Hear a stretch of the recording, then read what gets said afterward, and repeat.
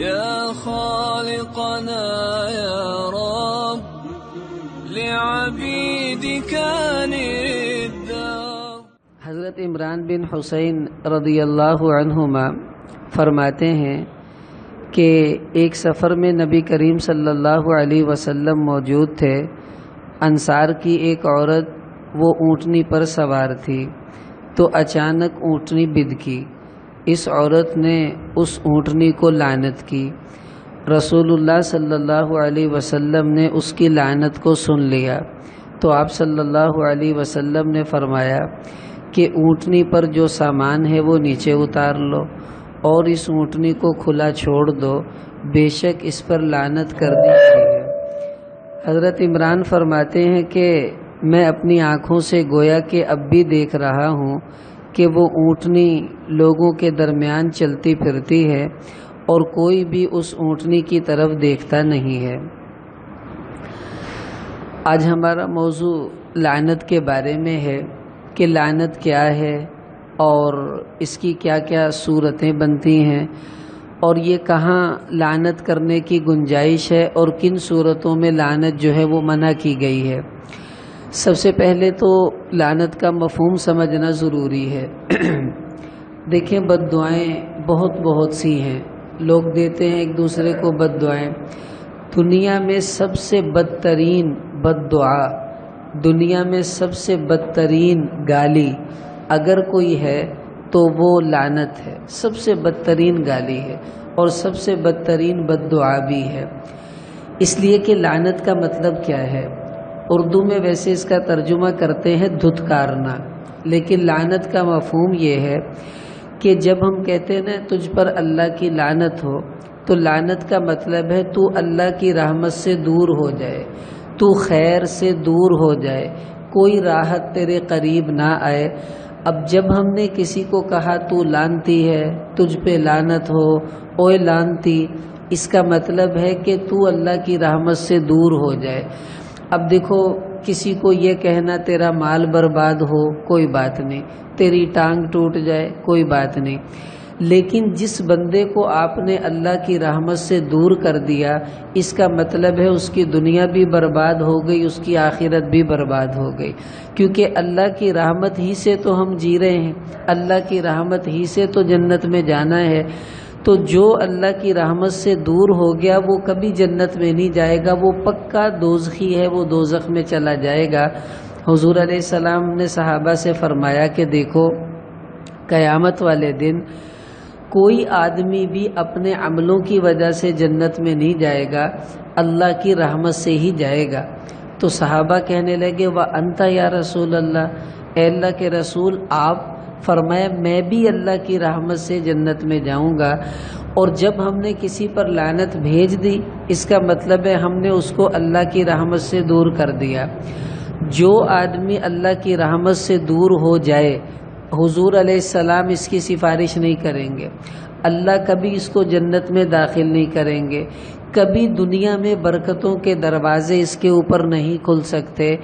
یہ وجہ ہے کہ دنیا کی سب سے بڑی بد دعا کسی پر لعنت کرنا ہے، دنیا کی سب سے بڑی گالی کسی پر لعنت کرنا ہے. یہ بہت خطرے کی بات ہے. اب ہمارے نبی صلی اللہ علیہ وسلم نے ہمیں اس کے بارے میں کیا تعلیمات دی ہیں کہ یہ لعنت کیا ہے. ترمذی شریف کی حدیث ہے، حضور علیہ السلام نے فرمایا کہ لا ينبغي للمؤمن ان يكون لعانا، کہ مومن کے لیے مناسب نہیں ہے کہ کلمہ بھی پڑھ لیا ہے اور لوگوں پر لعنت بھی کرتا رہے، یہ مناسب نہیں. ایمان والا کبھی کسی پر لعنت نہیں کیا کرتا، وہ تو لوگوں کو اللہ سے جوڑتا ہے، اللہ کی رحمت کے قریب کرتا ہے. مسلمان کا کام نہیں کہ لوگوں کو اللہ کی رحمت سے دور کرنے لگے. اور مسلم شریف کی ایک حدیث میں آپ علیہ السلام نے فرمایا کہ لعن المؤمن کا قتلی ہی. دو آدمی ہیں، ایک آدمی نے کسی مومن کو قتل کر دیا اور دوسرے آدمی نے کسی اور مومن سے کہا تجھ پہ اللہ کی لعنت ہو. اللہ کے نبی فرما رہے قتل کرنے کا جتنا گناہ اور وبال ہے اتنا ہی گناہ اور وبال لعنت کرنے والے کا ہے. یعنی دونوں کی سزا ایک ہوگی اور دونوں اللہ کی نگاہ میں ایک جیسے مجرم ہیں. اب آپ بتائیں کہ قتل کرنا کتنا بڑا جرم ہے، اور حضور فرما رہے کہ لعنت اور قتل میں کوئی فرق نہیں ہے، اس لیے کہ اس سے بڑی بد دعا کوئی نہیں ہے کہ آپ کسی کو اللہ کی رحمت سے کاٹ دیں۔ اور حدیث میں آتا ہے، مسلم ہی کی روایت ہے، آپ صلی اللہ علیہ وسلم نے فرمایا کہ لا یکون اللعانون شفعاء ولا شہداء یوم القیامہ، قیامت والے دن سب سے پہلے حدیث میں آتا ہے نبی سفارش کریں گے، اس کے بعد علماء سفارش کریں گے، پھر شہداء سفارش کریں گے، پھر اللہ حافظ قرآن کو بلائیں گے، وہ 10 آدمیوں کی سفارش کرے گا۔ لیکن اگر کوئی عالم، کوئی حافظ، کوئی شہید ایسا ہوا جو لوگوں پر لعنت کرتا ہو اور یہ کہتا ہو تجھ پہ لعنت ہے، تو لعنتی ہے، تو اللہ تعالیٰ سفارش کرنے کا حق اس سے چھین لیں گے، تو سفارش نہیں کر سکتا۔ اب حافظ قرآن 10 بندے بخشوا سکتا ہے، لیکن اگر یہ حافظ کسی کو لعنت کرنے والا ہوا تو اللہ کہیں گے دنیا میں تو لوگوں کو میری رحمت سے کاٹتا رہا، اب کس منہ سے میری رحمت سے جوڑنے آیا ہے، تو سفارش نہیں کر سکتا، تو ایک طرف نکل جا۔ کتنا بڑی سزا ہے اللہ کی طرف سے کہ جو شفاعت کا حق تھا اللہ وہ اس سے چھین لیں گے۔ تو لعنتی آدمی کبھی قیامت والے دن سفارش نہیں کر سکتا کسی کی جو لوگوں پر لعنت کرنے والا ہو۔ ایک دفعہ ایسا ہوا، امام بخاری رحمۃ اللہ علیہ نے اس کو نقل کیا الادب المفرد میں، اس حدیث کو۔ ابوبکر صدیق رضی اللہ عنہ کے بارے میں لعن بعد رقیقہ، انہوں نے اپنے کسی غلام پر ناراض ہوئے اور غصے میں آ کر اس غلام پر لعنت بھیجی کہ تجھ پہ لعنت ہو۔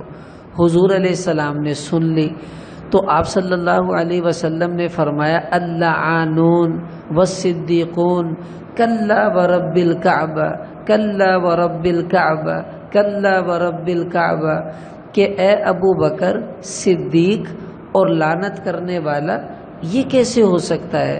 رب کعبہ کی قسم صدیق کبھی لعنت کرنے والا نہیں ہوتا، کبھی لعنت کرنے والا نہیں ہوتا۔ 3 مرتبہ حضور نے یہ کہا، ابو بکر صدیق ڈر گئے کہ یہ میں نے کیا کیا۔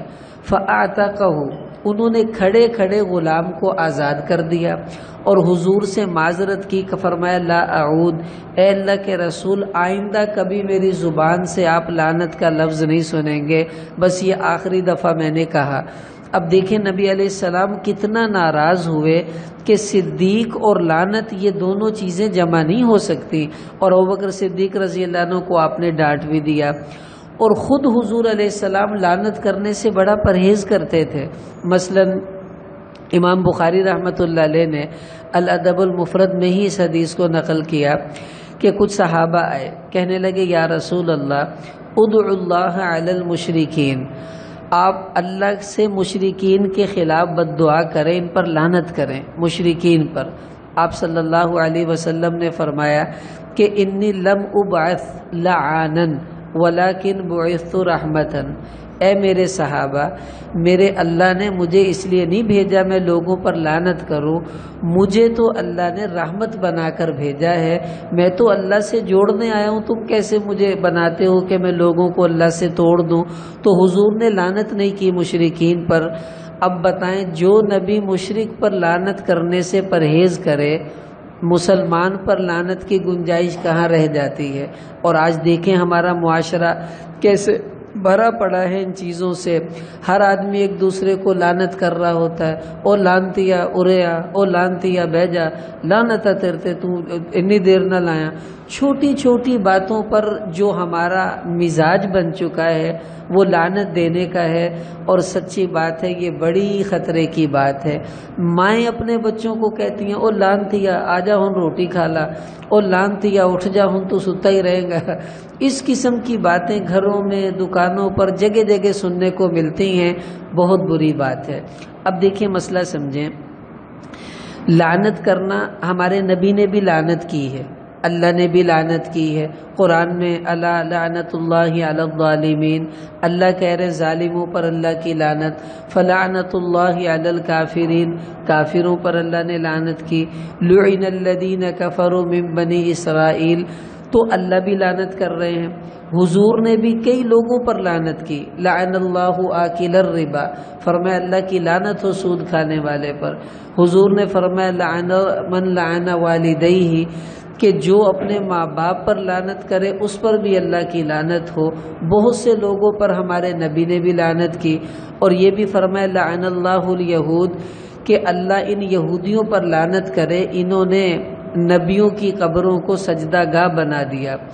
تو اب یہ کیا مطلب ہے کہ ادھر لعنت کا منع بھی کیا جا رہا ہے کہ لعنت نہیں کرنی، اور ادھر حضور خود بھی لعنت کر رہے ہیں؟ تو اس کا مطلب ہے کہ بعض صورتوں میں لعنت کرنے کی گنجائش ہے اور بعض صورتوں میں نہیں ہے۔ اب وہ کون کون سے لوگ ہیں جن پر لعنت کرنے کی گنجائش ہے، پہلے وہ سمجھیں، پھر جن پر نہیں ہے اور ہم لوگ کر بھی رہے ہوتے ہیں وہ بھی عرض کرتا ہوں۔ سب سے پہلے کسی گندی صفت پر لعنت کی جا سکتی ہے، مثلا جھوٹ بری عادت ہے، چوری بری عادت ہے، تو یوں کہہ سکتے ہیں جھوٹ پہ اللہ کی لعنت، چوری پہ اللہ کی لعنت، زنا پہ اللہ کی لعنت، دھوکے پہ اللہ کی لعنت۔ صفت ہے گندی، اس گندی صفت پر لعنت کرنا جائز ہے، کوئی بات نہیں، کر سکتے ہیں۔ دوسری، یہ صفت جس آدمی میں آ جائے اس بندے پر اس صفت کی موجودگی میں لعنت کرنا، مثلا نام لے کر نہیں، انگلی کر کر نہیں، مطلق یوں کہنا، جیسے قرآن میں اللہ نے فرمایا الا لعنت اللہ علی الظالمین، ظلم کرنے والوں پر اللہ کی لعنت ہو۔ اب جو بھی ہوگا اس پر پڑ جائے گی، نام نہیں لیا، اشارہ نہیں کیا، اور یہ نہیں بتایا کون ہے، مطلق کسی صفت بری کے اندر جس میں آ جائے کسی میں، ٹھیک ہے۔ آپ کہہ دیں ملاوٹ کرنے والوں پر اللہ کی لعنت، دھوکہ دینے والوں پر اللہ کی لعنت، جھوٹ بولنے والوں پر اللہ کی لعنت، قرآن میں یہ ہے۔ تو اب یہ بری صفت جس کے اندر آ جائے ان بندوں کو لعنت کرنا، لیکن نام لے کر نہیں، اشارہ کر کے نہیں، مطلق لعنت کرنے کی گنجائش ہے۔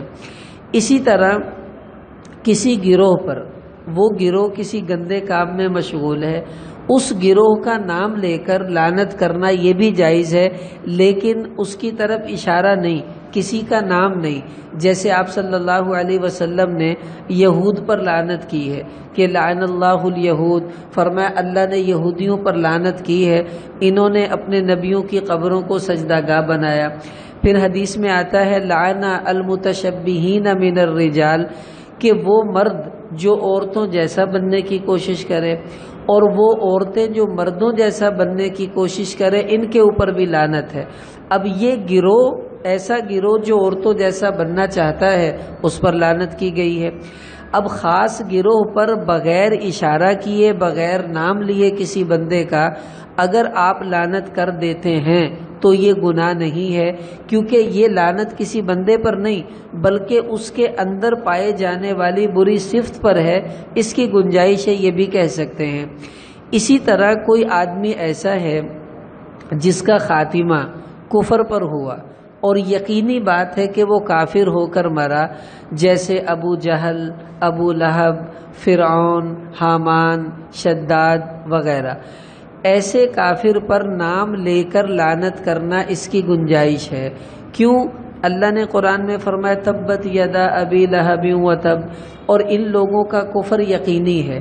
اب جس کا کفر یقینی ہو اور خاتمہ کفر پر ہو، تو اللہ نے تو قرآن میں صاف کہہ دیا کہ ان الذین کفروا وماتوا وهم کفار فاولئک علیہم لعنت اللہ والملائکۃ والناس اجمعین، کہ جو کافر ہو کر مرے اس کے اوپر اللہ کی لعنت، فرشتوں کی لعنت، سب انسانوں کی لعنت۔ تو جس انسان کے بارے میں آپ کو یقین ہے کہ اس کا خاتمہ کفر پر ہوا ہے، اس پر لعنت کرنے کی گنجائش ہے، کر سکتے ہیں، لیکن ضروری نہیں کہ آپ تسبیح پکڑ کے بیٹھ جائیں لعنت کرنا۔ مطلب اگر کسی نے کر دی تو گناہ نہیں ہوگا اس کا، کیونکہ کافر واقعی لعنت کا مستحق ہے، وہ رحمت کا مستحق نہیں۔ لیکن اگر کوئی کافر ایسا ہے جو زندہ ہے، تو زندہ کافر پر نام لے کر لعنت کرنا جائز نہیں ہے۔ مثلا اس وقت بالفرض ہندوستان کا صدر ہے مودی، اب ہم یہ نہیں کہہ سکتے مودی پر اللہ کی لعنت ہو۔ کیوں؟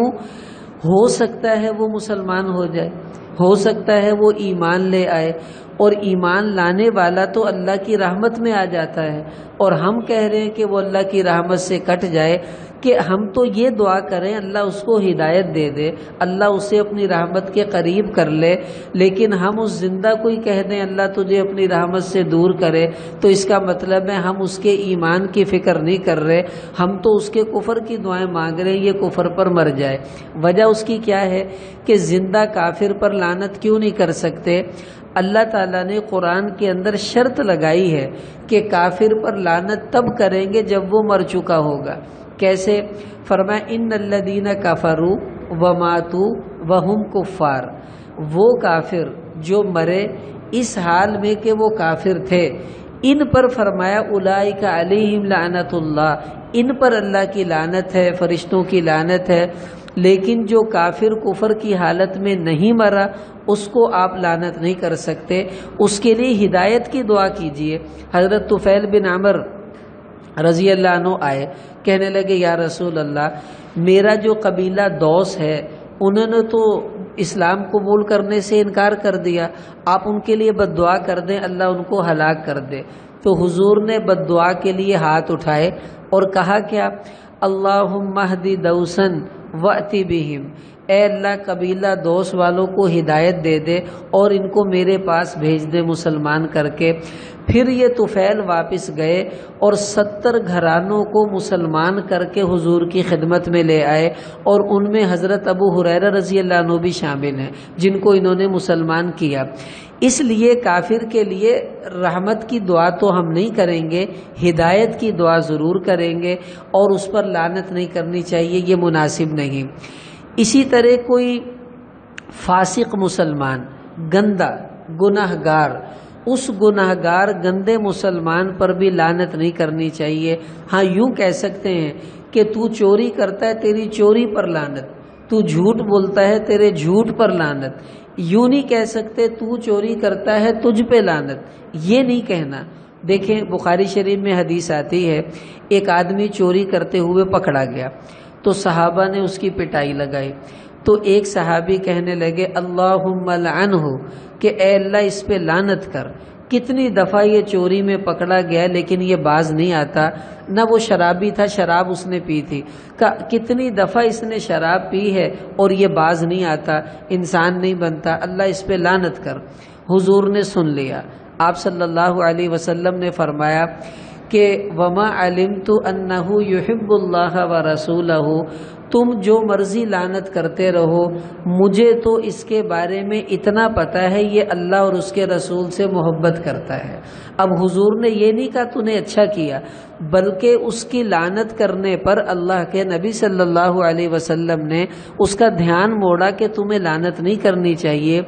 تو چور پر بھی لعنت نہ کرے، اس کی ہدایت کی دعا کرے، ہو سکتا ہے یہ چور توبہ کر لے اور بعد میں یہ اتنا آگے نکل جائے کہ ہم سوچ بھی نہ سکے، اور ایسا ہوا ہے بڑے بڑے لوگوں نے توبہ کی، بڑے بڑوں سے آگے نکل گئے۔ فضیل بن عیاض یہ ڈاکو تھے، ایک گھر میں ڈاکہ ڈالنے کے لیے چھلانگ لگائی، تو جو گھر کا مالک تھا وہ تہجد پڑھ رہا تھا، اس نے قرآن کی آیت پڑھی الم یأن للذین آمنوا ان تخشع قلوبہم لذکر اللہ، کیا ایمان والوں کے لیے وہ وقت نہیں آیا کہ ان کے دل اللہ کے ذکر سے ڈر جائیں؟ وہیں رک گئے، کہنے لگے هو الآن، آ گیا، واپس چلے گئے، توبہ کی، پھر نیک بنے، پڑھنا شروع کیا، اتنا بڑا آدمی بنا، اپنے زمانے کا سب سے بڑا بزرگ، اپنے زمانے کے سب سے بڑے محدث اور اپنے زمانے کے سب سے بڑے امام سمجھے جاتے تھے، اور امام بخاری کے استادوں میں ان کا نام لکھا گیا، یہ ان کے استاد بن گئے بعد میں۔ اب دیکھو کہاں چور ڈاکو اور کہاں بدل کے محدثین کا استاد بن جانا، تو کوئی پتہ نہیں کب کوئی آدمی چینج ہو جائے۔ اس لیے بھائی کسی گندے مسلمان پر بھی لعنت کرنا یہ ہمارے لیے جائز نہیں۔ اسی طرح ہمارا مذہب تو جانوروں پر بھی لعنت کرنے سے منع کرتا ہے کہ کسی جانور پر بھی لعنت نہیں کرنی چاہیے۔ آپ اندازہ لگائیں اس سے پاکیزہ مذہب اور کیا ہوگا۔ حضور علیہ السلام نے فرمایا کہ لا تلعنوا الدیک، اے لوگو مرغے پر لعنت نہ بھیجو، اس کو لعنت نہ کرو، فَإِنَّهُ يَدْعُو إِلَى الصَّلَاةِ، یہ تو تمہیں نماز کی طرف بلاتا ہے اور تم اس پر لعنت کرنے لگے، مت لعنت کرو۔ اور مسلم شریف میں حدیث آتی ہے، آپ علیہ السلام سفر میں تھے، تو جب آپ سفر میں تھے تو ایک عورت کی اونٹنی بدکی، اور بدکنے کے بعد وہ تھوڑا گرنے لگی، تو اس عورت نے غصے میں اس کے اوپر لعنت کی اونٹنی پر کہ لعنت تجھ پر، رک جا۔ آپ علیہ السلام نے سن لیا، آپ نے صحابہ کو بلایا اور ان سے فرمایا کہ خذوا ما علیہ ودعوها، ایسا کرو یہ جتنا سامان ہے اونٹنی سے اتار لو اور اس اونٹنی کو کھلا چھوڑ دو، فإنها ملعونہ، اس کے اوپر لعنت کر دی گئی ہے، اب ہم اس کو اپنے ساتھ نہیں رکھیں گے۔ صحابی فرماتے اس کے بعد وہ اونٹنی یوں ہی پھرتی تھی، نہ کوئی اسے خریدتا، نہ کوئی اس پر بیٹھتا، نہ کوئی اسے استعمال کرتا، کہ حضور نے اس اونٹنی سے منع کر دیا۔ ایک دوسری حدیث میں ایک باندی بیٹھی ہوئی ہے اونٹنی پر، حضور بھی ساتھ ہیں سفر میں، تو پہاڑ کے قریب سے وہ اونٹنی تھوڑا سا ٹیڑھی ہوئی، اس کو غصہ آ گیا تو اس نے کہا اللہم لعنہا، اللہ لعنت کر اس اونٹنی کے اوپر۔ حضور نے سن لیا، آپ صلی اللہ علیہ وسلم نے فرمایا کہ لا تصحبنا ناقۃ، کہ ہمارے ساتھ وہ اونٹنی سفر نہیں کر سکتی جس کے اوپر لعنت کر دی گئی ہے، بھائی اس اونٹنی کو یہاں سے نکالو۔ آپ نے اپنے سفر کے اندر اس اونٹنی کو نکال دیا اور اپنے قافلے میں اس کو ساتھ نہیں رکھا۔ اب اندازہ لگائیں، ہمارا مذہب تو جانوروں کو بھی لعنت کرنے سے منع کرتا ہے، تو بھائی انسانوں کو لعنت کرنے کی گنجائش کہاں رہ جاتی ہے؟ اچھا ایک بات آپ سمجھیں کہ لعنت کا نتیجہ کیا نکلتا ہے اور لعنت ختم کہاں پر آ کر ہوتی ہے۔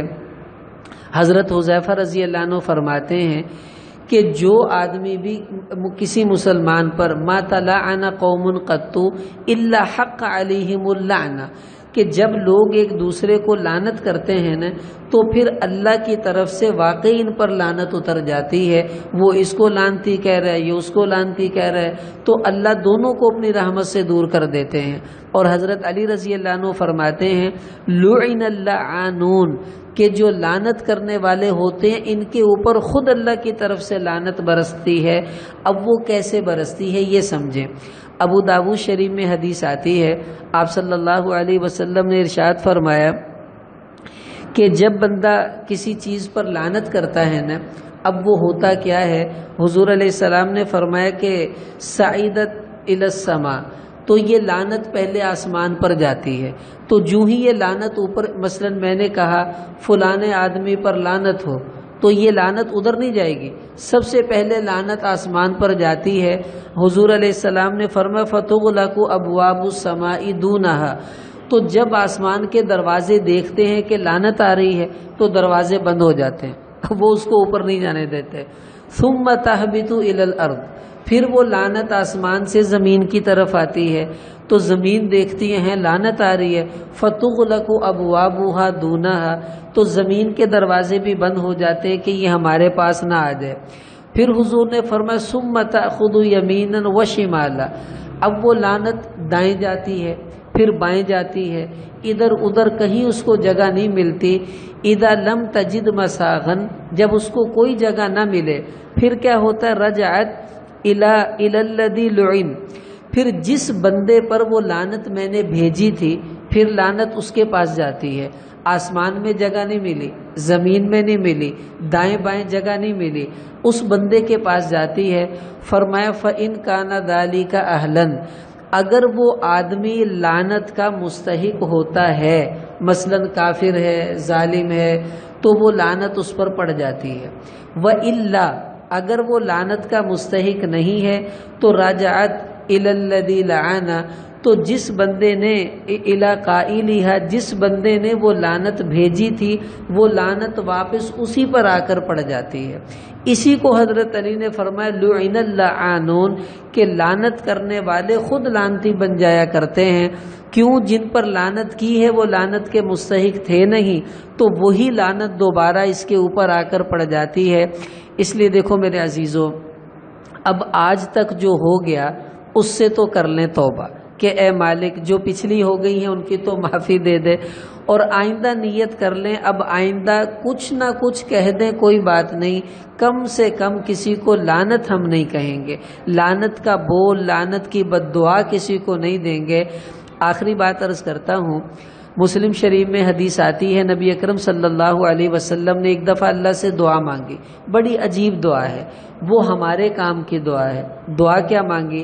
آپ علیہ السلام نے فرمایا اللہم انما انا بشر، کہ یا اللہ میں ایک انسان ہی ہوں، فایما رجل آذیتہ او تشتمتہ او جلدتہ او لعنتہ او ضربتہ، تیرے جس کسی بندے کو میں نے مارا ہو، پیٹا ہو، گالی دی ہو، لعنت کی ہو، تو اے اللہ فجعلها له صلاۃ و زکاۃ، تو تو میری اس لعنت کو اس کے حق میں دعا بنا دے، اور وہ جو لعنت کر کے میں نے اسے تجھ سے دور کیا تھا یا اللہ تو اپنی رحمت سے اس کو اپنے قریب فرما لے، یعنی میں نے جس کو بد دعا دے دی ہے لعنت کی، اللہ تو ان ساری بد دعاؤں کو رحمت میں تبدیل فرما دے۔ یہ دعا ہمیں بھی مانگنی چاہیے کہ اے میرے اللہ، آج تک میں نے جس کسی پر لعنت بھیجی ہے تو اس لعنت کو اس کے حق میں دعا بنا دے، رحمت بنا دے، اپنے قرب کا ذریعہ بنا دے، اور مجھے معاف فرما دے، مجھے ایسا نہیں کہنا چاہیے تھا اور آئندہ میں ایسا نہیں کہوں گا۔ دیکھیے صاف بات ہے، ہمارے نبی نے کتنی پیاری بات فرمائی کہ لا ينبغي للمؤمن ان يكون لعانا، کہ ایمان والے کے لیے مناسب نہیں وہ لوگوں پر لعنت کرے۔ اس لیے بھائی ہم سب ایمان والے ہیں، اب نیت کر لیں آج کے بعد کسی کو لعنت نہیں کہنا، بس لانتی او لانتیا او تیرے تے لعنت ہوئے او پھٹکار پوے تیرے تے ارے آ جا، نا نا نا نا۔ مسلمان تو کلمے والا ہے، اللہ کی رحمت سے جڑنے والا ہے، اس پر لعنت کرنا کسی طرح مناسب نہیں ہے۔ تو اس کی کوشش کر لیں کہ انشاءاللہ آئندہ ہم کسی پر لعنت نہیں کریں گے۔ اگر ہم کوشش کریں گے اللہ ہمیں اس کی انشاءاللہ توفیق عطا فرما دیں گے۔ ہمارے بزرگ حاجی عبدالوہاب صاحب مدد ذلہ فرماتے ہیں کہ جس آدمی کو اپنی کمی کا احساس ہو جائے پھر اس کو دور کرنے کی کوشش کرے اور اللہ سے دعا مانگنے لگے کہ یا اللہ میری کمی دور فرما دے، تو اللہ کی پیاری سنت ہے اللہ اس کی کمی کو دور فرما دیتے ہیں۔ تو اس لیے ہم یہ کام کریں گے تو اللہ ہماری خامیاں دور فرمائیں گے۔ اللہ پاک ہم سب کو اپنی رحمت سے جڑنے کی توفیق عطا فرمائے اور لعنت کرنے اور اس قسم کی باتوں سے بچنے کی توفیق عطا فرمائے۔